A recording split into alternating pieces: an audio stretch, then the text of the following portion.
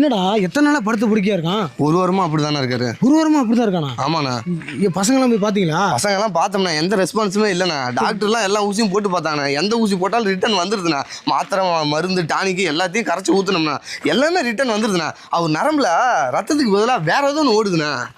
அவனை புல கேட்கறேன்டா, அவனை புல கேட்கறேன். வாடா, எப்படி ஏஞ்சி அவன் சுறுசுறுப்பாக ஓடுறான்னு பாடுறா. பாப்பா முரளி வரப்பா பாருப்பா, கோபால பாருப்பா எப்படி படுத்துருக்கான்னு. அதான் தம்பி சொன்னாம்பா, ஃபோன் பண்ணா. சென்னையிலேருந்து அப்படி ஸ்ட்ரெயிட்டாக அஞ்சுதான்ப்பா வரான். சரி, ஏன்ப்பா வெளியே ஏன் போட்டிருக்கீங்க? குசுலாம் கிடைக்குது. அதுவாப்பா, டாக்டர் முடிஞ்சு போயிருன்னு சொன்னாங்க. அதான் தூக்குறது ஈஸியாக இருக்குமே, நான் தான் வெளியே கொண்டு வந்து போட்டேன்.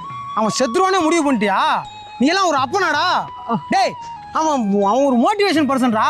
எத்தனை பேருக்கு மோட்டிவேஷன் பண்ணிருப்பான். என்னையே தோண்டு போன என்ன மோட்டிவேஷன் பண்ணி என்ன நான் இந்த அளவுக்கு சென்னைக்கு வேலைக்கு போறேன்னா இவன் தான்டா காரணம். அவனுக்கு என்ன வைத்தியம் பண்ணு எனக்கு தெரியும். பைத்தியம் மாதிரி பேசாத, போடா ஓடமா போ. ஏறா ஏறா எடு, அதை எடு அதை எடு, அதை ஏறா எடு, பொய் அதை எடு.